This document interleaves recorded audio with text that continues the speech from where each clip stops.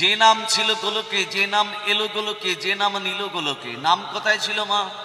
নাম গোলকে অতি গোপনে ছিল। সেই নামামৃত সঞ্জীবনী এলো গোলকে, অর্থাৎ এই লোক সমাজে এলো। মানুষ জানতে পারলো, বুঝতে পারলো যে নামের মধ্যে কি মহাশক্তি আছে, যে শক্তিকে জাগ্রত করতে পারলে আমরা অমরত্ব পর্যন্ত লাভ করতে পারবো। তাহলে মানেটা বোঝাচ্ছে কি, নামকে তুমি যদি আশ্রয় করো তুমি অমরত্ব লাভ করবে। কিন্তু সে বিশ্বাস আমাদের আছে? বুকে হাত দিয়ে কথা বলুন, সে বিশ্বাস আমাদের আছে? নামকে আশ্রয় করে অমরত্ব লাভ করতে পারবো, সে বিশ্বাস আছে কলিযুগের মানুষের? দেখুন, কিন্তু গৌরাঙ্গ মহাপ্রভু 1486 খ্রিস্টাব্দে, 1407 শতাব্দে, 491 বঙ্গাব্দে দোল পূর্ণিমার দিন শ্রীধাম নবদ্বীপ ধামে অবতীর্ণ হয়ে কলির মানুষকে একটা ভালো কথা বলে গেছিলেন। কি? অনেক কথা বলেছেন, কিন্তু একটা ভালো কথা, 365 দিনের মধ্যে একটা দিন আমরা ওই দুর্গা পুজোর আগে অমাবস্যার দিন, মহালয়া যেদিন হয় সেদিন আমরা করি তর্পণ। কেন তর্পণ করে? না পূর্বপুরুষের জল পাবে বলে।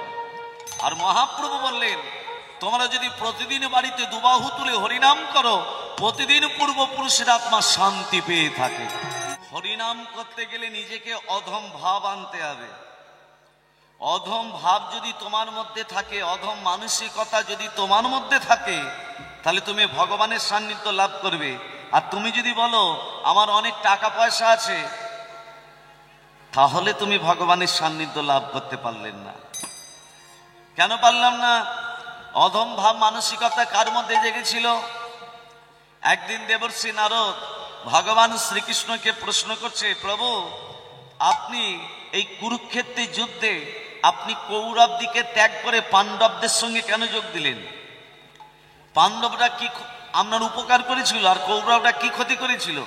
আপনি ভগবানম হয়ে আপনার মনের মধ্যে কেন দুই দুই ভাব? কৌরবদিকে ত্যাগ করে পাণ্ডবদের সঙ্গে কেন যোগ দিলেন? আপনি না ভগবান, আপনার মধ্যে দুই দুই ভাব থাকার কথা নয়। ভক্তমণ্ডলী, ভক্তিমতী মা, এমন সময় ভগবান শ্রীকৃষ্ণ দেবর্ষি নারদকে বলছে, নারদ এটা যদি আমি তত্ত্ব দিয়ে বোঝাতে যাই বহু সময় পার হয়ে যাবে। তবে শোনো, তোমাকে আমি একটা কাজ বলছি। কি কাজ? তোমাকে একটা কর্ম করতে বলছি। তুমি 3টে ফুলের মালা নিয়ে কৌরবদের কাছে যাবে। একটা পারিজাত ফুলের মালা, একটা গোলাপ ফুলের মালা, একটা টগর ফুলের মালা। এই 3টে ফুলের মালা নিয়ে কৌরবদিকে প্রশ্ন করবে ওদের মধ্যে উত্তম পুরুষ কে আছে, তাকে পারিজাত ফুলের মালা দেবে। তারপর জিজ্ঞাসা করবে ওদের মধ্যে মধ্যম পুরুষ কে আছে, তাকে গোলাপ ফুলের মালা দেবে। তারপর জিজ্ঞাসা করবে ওদের মধ্যে অধম পুরুষ কে আছে, তাকে টগর ফুলের মালা দেবে। তবে নারদ উত্তম, মধ্যম, অধম পেলে মালা দেবে, না হলে মালা দেবে না। নারদ কি করেছে? 3টে ফুলের মালা নিয়ে কৌরবদের কাছে গিয়ে বলছে, এই যে দুর্যোধন, তোমাদের মধ্যে উত্তম পুরুষকে? কেন আমি? আচ্ছা দুর্যোধন, তুমি যদি উত্তম পুরুষ হও তাহলে তোমাদের মধ্যে মধ্যম পুরুষকে? কেন আমার ভাই? বাহ, তুমি যদি উত্তম পুরুষ হও, তোমার ভাই যদি মধ্যম পুরুষ হয়, এবার বলো দুর্যোধন, তোমাদের মধ্যে অধম পুরুষকে? দুর্যোধন বলছে, অধম হতে যাবো কোন দুঃখে? উত্তম আছে, মধ্যম আছে, অধম নেই। নারদ বলছে তাহলে মালাও নেই। নারদ কি করেছে? 3টে ফুলের মালা নিয়ে আবার ভগবান শ্রীকৃষ্ণের কাছে এসে বলছে, প্রভু উত্তম পুরুষ পেয়েছি, মধ্যম পেয়েছি, অধম পাইনি বলে মালা দিইনি। খুব ভালো করেছো। যে প্রশ্ন নিয়ে তুমি কৌরবদের কাছে গেছিলে সেই প্রশ্ন নিয়ে তুমি পঞ্চ পাণ্ডবের কাছে যাও। নারদ কি করেছে? আবার সেই নাম করতে করতে পঞ্চ পাণ্ডবের কাছে যাচ্ছে। হরে কৃষ্ণ হরে। যুধিষ্ঠির, তোমাদের মধ্যে উত্তম পুরুষকে? যুধিষ্ঠির বলছে, পরে বলছি, আগে আপনার চরণ দুটো আমি ধৌত করে দিই। আজকে দেবর্ষি নারদের চরণ দুটো ধৌত করে দিয়ে নিজের বসুন্ধরা চরণ মুছাইয়ে দিয়ে বলে, ওগো দেবর্ষি, এবার বলো আমি তোমার কি সেবা দিতে পারি? দেবর্ষি নারদ যুধিষ্ঠিরকে বলছে, যুধিষ্ঠির তোমাদের মধ্যে উত্তম পুরুষ কে আছে?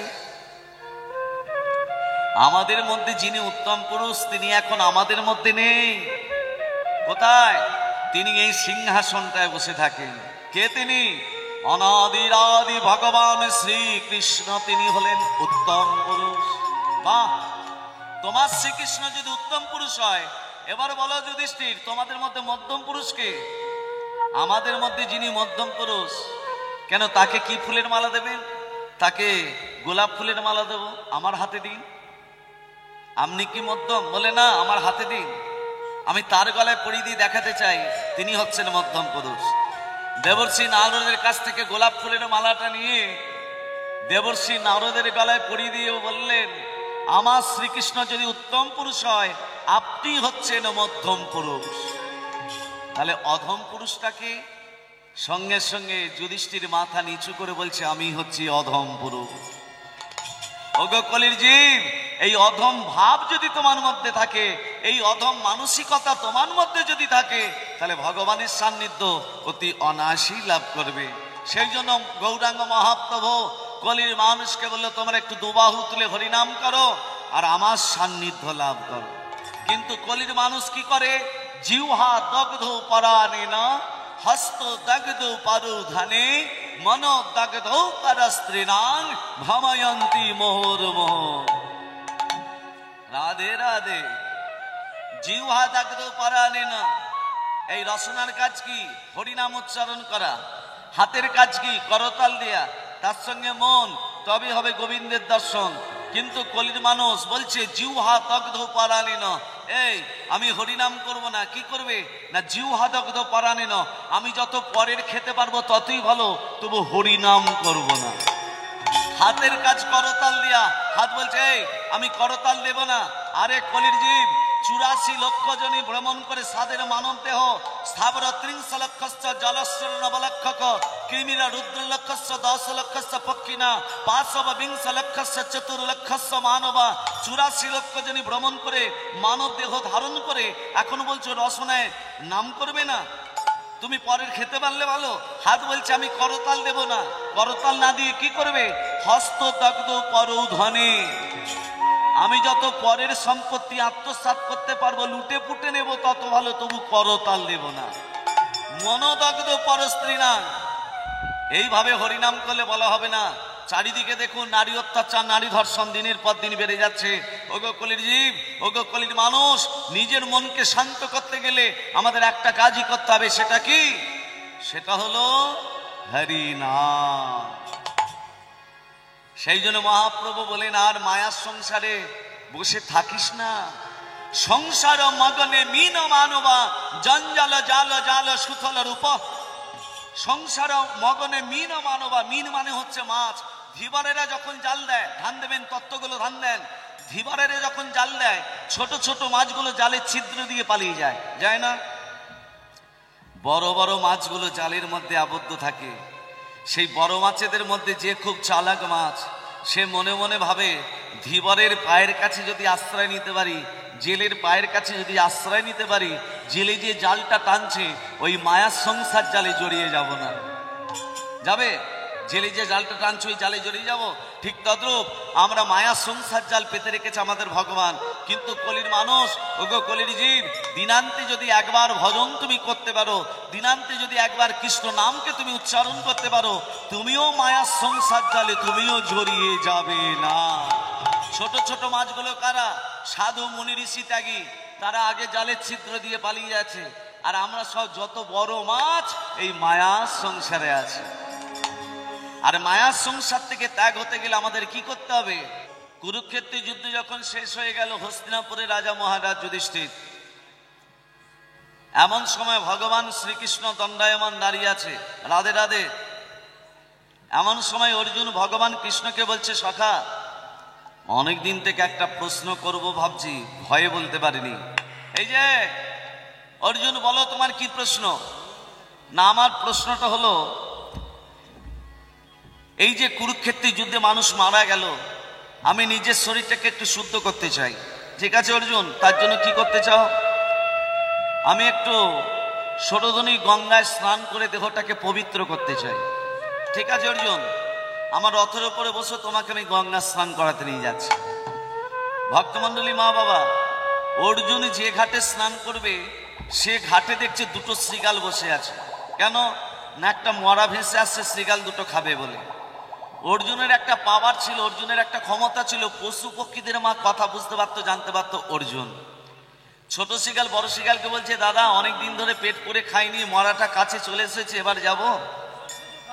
এই শোন, আগে মরাটাকে ঘ্রাণ করে দেখি খাবার উপযুক্ত কিনা, তারপর খাবি। অর্জুন কথাটা শ্রবণ করে বলছে, আরে বাপ রে বাপ, এই শ্রীগাল মরা খাবে, এর আবার বাদ বিচার আছে, শুনিতে হবে।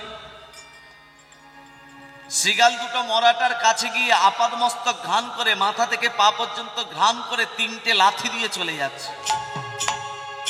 সঙ্গে সঙ্গে অর্জুন থাকতে না পেরে বলছে, এ মূর্খ শ্রীগাল, শোন এদিকে আয়। অর্জুন দাদা কিছু বলছো? এই তুই শ্রীগাল হয়ে মরাটাকে খেলি না কেন?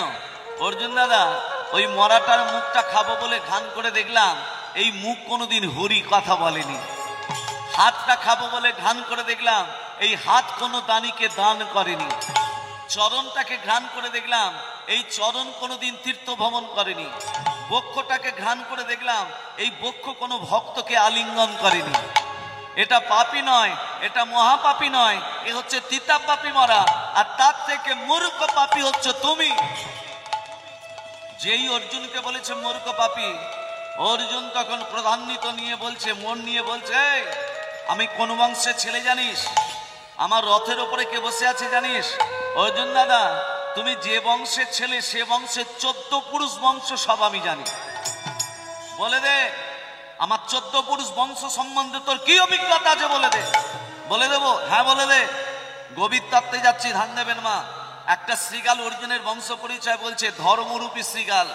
বলছে, শোনো অর্জুন দাদা, তুমি যে বংশের ছেলে, সে বংশের প্রথম পুরুষ হলেন শ্রী বিষ্ণু নারায়ণ।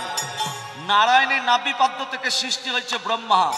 ব্রহ্মার পুত্র হলো অত্রি, অত্রির পুত্র সোম, সোমের পুত্র বুধ, বুধের পুত্র কুরুবা, কুরুবার পুত্র আয়ুষ, আয়ুষের পুত্র নহুষ, নহুষের পুত্র যাজাতি, যাজাতির পুত্র যদু, যদুর পুত্র কুরু, কুরুর পুত্র জন্মেঞ্জয়, জন্মেঞ্জয়ের পুত্র প্রতিষ্ঠান, প্রতিষ্ঠানের পুত্র মনুষ্যয়, মনুষ্যের পুত্র চারুকল, চারুকালের পুত্র সূত্র, সূত্রের পুত্র বহুবল, বহুবলের পুত্র সংজাতি, সংজাতির পুত্র অসংজাতি, অসংজাতির পুত্র রুদ্রাক্ষ, রুদ্রাক্ষের পুত্র ঋতেশু, ঋতেশুর পুত্র রস্তিনাথ, রস্তিনাথের পুত্র রাবি, রাবির পুত্র দুষ্মন্তর, দুষ্মন্তের পুত্র ভরত, ভরতের পুত্র যবন, যবনের পুত্র দিতি, দিতির পুত্র উপচরণ বসু, উপচরণ বসুর পুত্র জরাসন্ধ, জরাসন্ধের পুত্র দিলীপ, দিলীপের পুত্র ঋক, ঋকের পুত্র অজতাই, অজতাইয়ের পুত্র আক্রমণ, আক্রমণের পুত্র শ্রীনিধি, শ্রীনিধির পুত্র শান্তনু, শান্তনুর পুত্র বিচিত্র বীর্য, বিচিত্র বীর্যের পুত্র পাণ্ডু, আর পাণ্ডুর পুত্র তুমি দাঁড়িয়ে আছো জানতে পাপি অর্জুন। আমাকে মূর্খ পাপী বললি কেন? কেন বলবো না দাদা অর্জুন, তুমি মূর্খ পাপী নও? কেন বললি? যে কৃষ্ণের চরণ থেকে গঙ্গার সৃষ্টি, কি যে কৃষ্ণের চরণ থেকে গঙ্গার সৃষ্টি, সে কৃষ্ণের চরণ দুটো জড়িয়ে না ধরে তুমি কৃষ্ণকে নিয়ে আলাদা করে গঙ্গা স্নান করতে এসেছো? তার থেকে মূর্খ পাপী কি আছে? যারা এখানে কীর্তন আস্বাদন করছেন সবারই গুরু দীক্ষা হয়েছে তো? হরে কৃষ্ণ। সবারই আবার হয় নাকি? যার যার দীক্ষা হয়নি একটু হাত তুলুন তোমা। তার মানে সবার দীক্ষা হয়ে গেছে। দীক্ষা মন্ত্র বেদের মন্ত্র। নিতাই গৌর হরি হরি বল, হরি হরি বল, হরি হরি বল, হরি হরি বল। দীক্ষা মন্ত্র বেদের মন্ত্র। বেদের মন্ত্র কেউ যদি ভুলে যায় তাকে আবার প্রায়শ্চিত্ত করতে হয়। দীক্ষা নেবেন না ঠিক আছে, কিন্তু দীক্ষা নিলে তার আচরণ করতে হবে। হরিনাম করি মাছ খাই, হরিনাম করি মাংস খাই, হরিনাম করি বাজারে গিয়ে এগরোল খাই, আচরণ নেই, তাহলে ভগবত দর্শন থেকে কৃপা থেকে বঞ্চিত হয়ে যাবে। মহাপ্রভু বলেন সবকিছু আচরণের মধ্যে সম্ভব। এই দেখুন, এক শিষ্য গুরুদেবের কাছে গিয়ে বলছে, গুরুদেব আমি আপনার কাছে দীক্ষা নিতে চাই। এ বেটা, তোকে দীক্ষা দিতে পারি, পৃথিবীর মধ্যে সব থেকে নিকৃষ্ট বস্তু আমার হাতে দিলে তবে তোকে দীক্ষা দেব। বলে নিকৃষ্ট বস্তু আমি তো, বলে যার মধ্যে কোনো গুণ নাই সেই রকম বস্তু আমার হাতে দিলে দীক্ষা দেবে। শিষ্য মনে মনে ভাবছে নিকৃষ্ট বস্তু আমি এক্ষুনি খুঁজে পাবো। সারা পৃথিবী ভ্রমণ করছে কিন্তু নিকৃষ্ট বস্তু খুঁজে পাচ্ছে না, যার মধ্যে কোনো গুণ নেই বাবা। যেটাই হাত দিতে যাবে তার মধ্যে কিছু না কিছু গুণাগুণ খুঁজে পাচ্ছে। মনে মনে ভাবছে আমার বোধহয় আর দীক্ষা নেওয়া হবে না, কেননা গুরুদেব বলেছে নিকৃষ্ট বস্তু হাতে দিলে তবে দীক্ষা দেবে। শিষ্য কি করেছে, সারা ভারতবর্ষ ভ্রমণ করলো, পৃথিবী ভ্রমণ করলো, নিকৃষ্ট বস্তু খুঁজে পেল না। মনে মনে ভাবছে রাত্রেবেলা শুয়ে শুয়ে ভাবছে নিকৃষ্ট বস্তু খুঁজে পাইনি, দীক্ষাও হবে না। সকালবেলা পাথককর্ম করতে বসেছে। পাথককর্ম মানে বোঝে তো বাবা? হরে কৃষ্ণ। এত দুর্গন্ধ, মনে মনে ভাবছে এটাই তাহলে নিকৃষ্ট বস্তু, এর মধ্যে তো কোনো গুণ নাই। গুরুদেব তো এটাই চেয়েছিল, যার মধ্যে কোনো গুণ নেই। শিষ্য কি করেছে? ওমা বাবা শৌচ করে মলটা যখনই তুলতে যাবে, সেই মলের ভেতর থেকে একটা মাথা বেরিয়ে বলছে সাবধান সাবধান সাবধান। ওরে বাবা, মল আবার কথা বলে নাকি? বলে হ্যাঁ, মল কথা বলে, তবে সময় বিশেষে পড়লে বলে। বলে তোমার কি সময় পড়লো? তুমি আজকে আমার সঙ্গে কথা বলছো। বলে তোমার কি সময় পড়লো? প্রতিদিন তো ত্যাগ করে দিয়ে চলে যাও, আজকে আমাকে হাতে করে তুলতে এসেছো কেন? না, আমার গুরুদেব বলেছে নিকৃষ্ট বস্তু হাতে দিলে দীক্ষা দেবে, আমি তোমাকে নিকৃষ্ট বলেই হাতে করে তুলতে এসেছি। দাঁড়াও ভাইয়া, নিকৃষ্ট তুমি না নিকৃষ্ট আমি? বলে তুই সামান্য একটা মল হয়ে এই মানুষকে বলছিস নিকৃষ্ট? এই মানুষের মাথা থেকে বেরোচ্ছে কম্পিউটার, মাথা থেকে বেরোচ্ছে রোবট, আমাদের মাথা থেকে কত না কি বেরোচ্ছে, তাহলে এই মানুষকে বলছিস নিকৃষ্ট? বলে দাঁড়াও ভাইয়া, রেগে যেও না, রেগে যেও না। গতকাল আমি একটা কাঁচের ঘরের ভেতরে বড় বড় গোল গোল সাদা সাদা নাম ছিল আমার রাজভোগ। কি নাম ছিল? রাজভোগ। তুমি আমাকে কিনে নিয়ে গেলে, তুমি আমাকে কিনে নিয়ে গিয়ে তোমার গোপালের কাছে রেখে দিলে, গোপালের কাছে রেখে দিয়ে তুলসী পত্র দিয়ে নিবেদন করে দিলে, নাম ছিল রাজভোগ।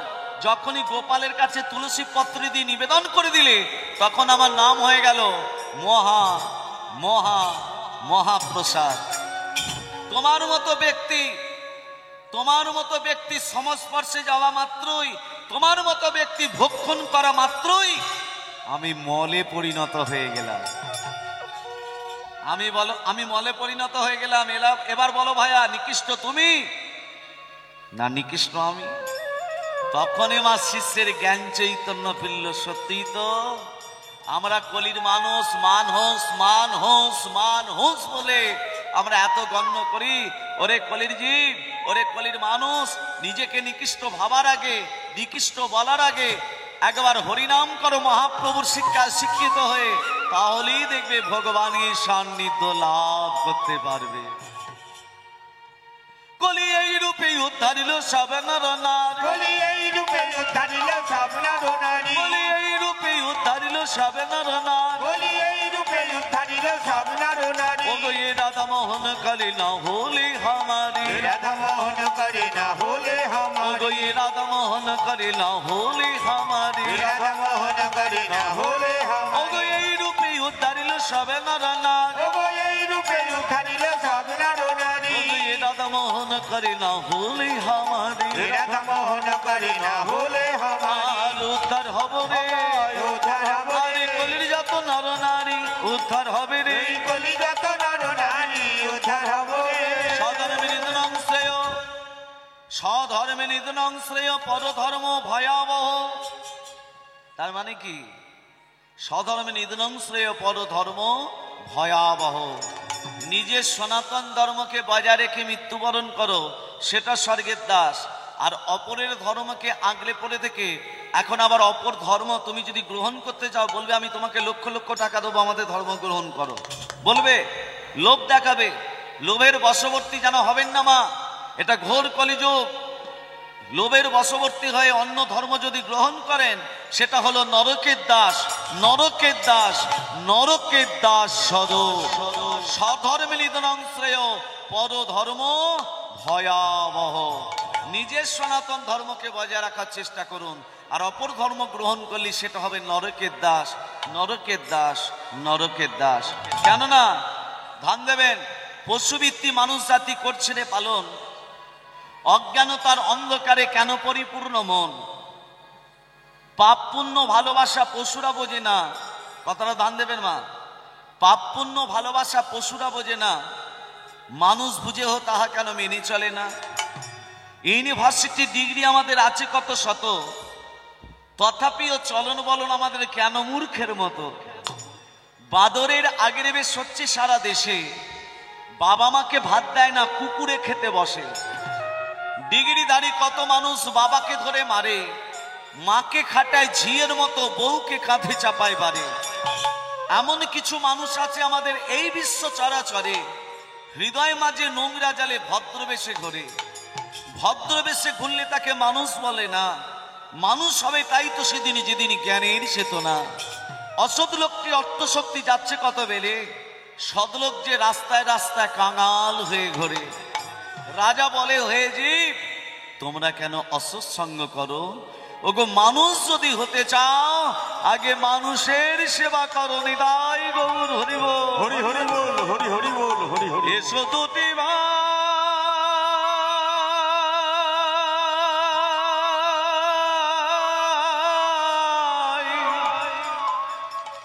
গৌর নিতাই,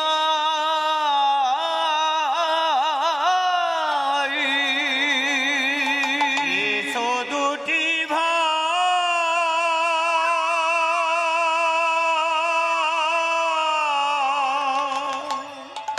গৌর নিতাই।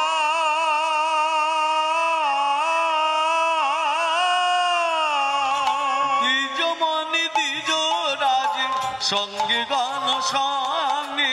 নিতাই গৌর হরি হরি বল। দ্বিজ রাজে সঙ্গীগণ সঙ্গে, দ্বিজ মণি দ্বিজ রাজে সঙ্গীগণ সঙ্গে, দ্বিজ মণি দ্বিজ মণি দ্বিজ মণি দ্বিজ মণি, বৈষ্ণবের শিরোমণি। দ্বিজ মণি দ্বিজ মণি, বৈষ্ণবের শিরোমণি, দ্বিজ মণি দ্বিজ মণি। আর খোল করো তালো গোরা করেছে না তা, খোল করো তালো গোরা করিছে না তো, তারি মাঝে ভক্ত গান করে আলিঙ্গন।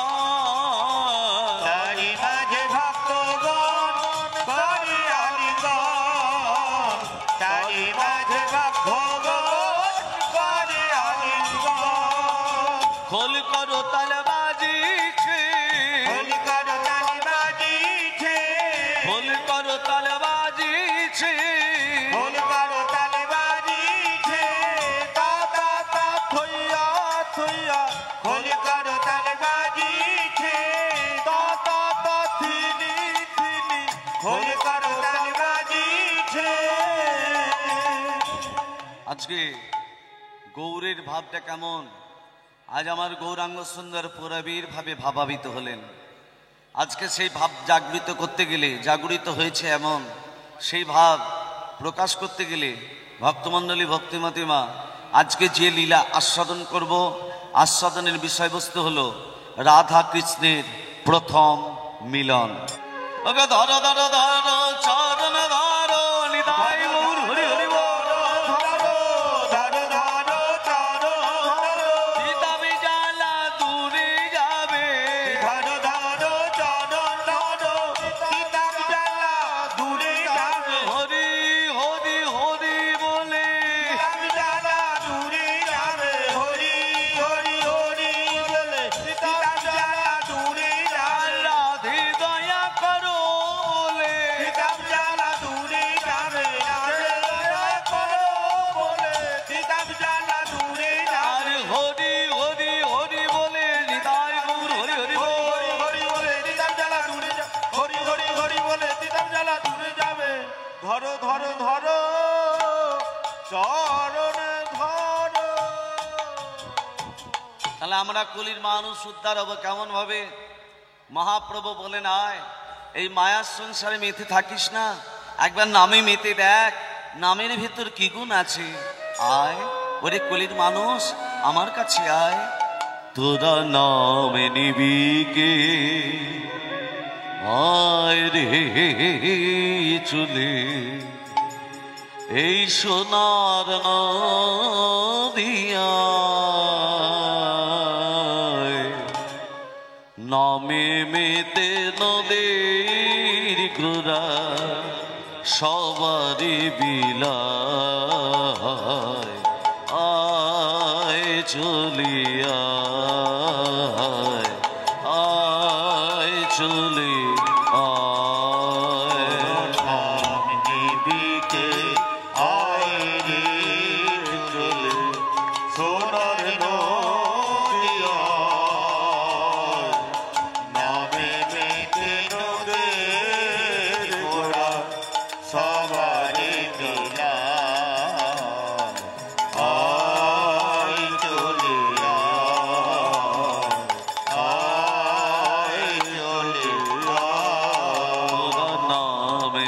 দিকে আর হে চলি সোনার নদিয়া নামে মেতে নদের গুড়া সবারে বিলায় আয় চলি আয় আয় চলি আয় নিবিকে আয় রে চলে সোনার নদিয়া নামে মেতে নদের গোড়া সবারে বিলা আয় চলে আয় চলে এমনি হরি নাম চোখে আনি জন প্রাণে আনি শান্তি দেহে আনিব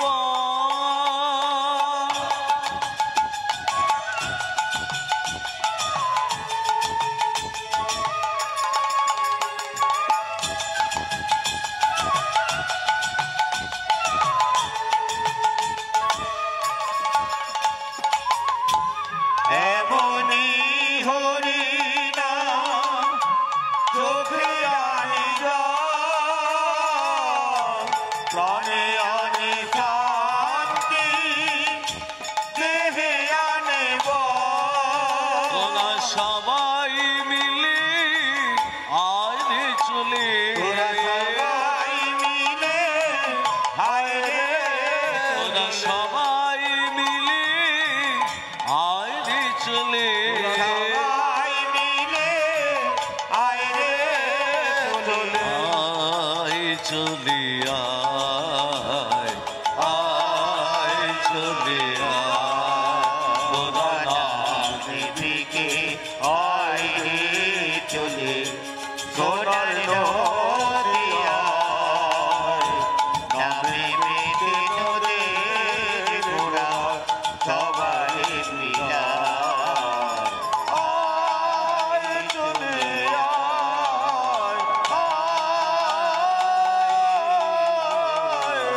চলে সাথে পাঁচে মিলি কাজী নিজ দ্বারেতে বসিয়া আর সংকীর্তন কর হে প্রতিদিন হাতে করতালি দিয়া রাধে রাধে মহাপ্রভু কেমন ভাবে হরিনাম করতেন হাত নামিয়ে রাধে রাধে হরে কৃষ্ণ যায়নি তাই ভক্তমণ্ডলী ভক্তিমতী মা আমার মনে হয় সবাই মিলে যদি একটু হরিনাম করা হয় মেঘের মতো একটা গর্জন হবে যা ভক্তের সমাগম হয়েছে আমার মনে হয় সবাই মিলে দিলে দিলে একটু মেঘের মতো গর্জন হবে না তা সবাই মিলে প্রেম সে হরে কৃষ্ণ কৃষ্ণ কৃষ্ণ হরে হরে হরে রাম রাম রাম হরে হরে হরে কৃষ্ণ কৃষ্ণ কৃষ্ণ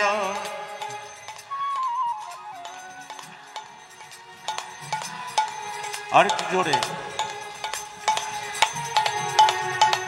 এটা কি যুগ কলি যুগ এটা কি যুগ ঘোর কলি ঘোর কলি একজন বলছে কলি আরেকজন বলছে ঘোর কলি ভাইয়ে ভাইয়ে মিল নাই ধান দেবেন কথাগুলো ভাইয়ে ভাইয়ে মিল নাই রুখা মাথায় তেল নাই বড় লোকের জেল নাই গরিব লোক যদি কোর্টে যায় তার বেল নাই এখন ঘুষ দিয়ে সবাই পাস কেউ আর ফেল নাই হরে কৃষ্ণ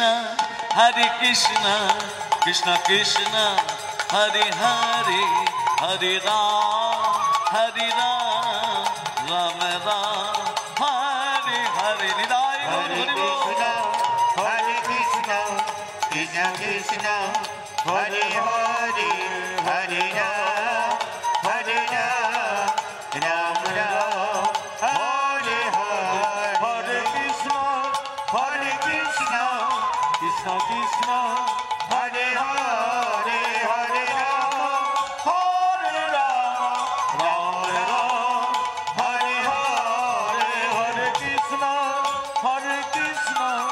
কৃষ্ণ কৃষ্ণ হরে হরে হরে রাম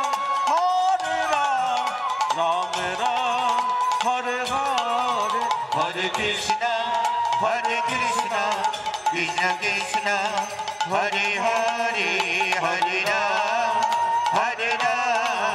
রাম রাম হরে হরে।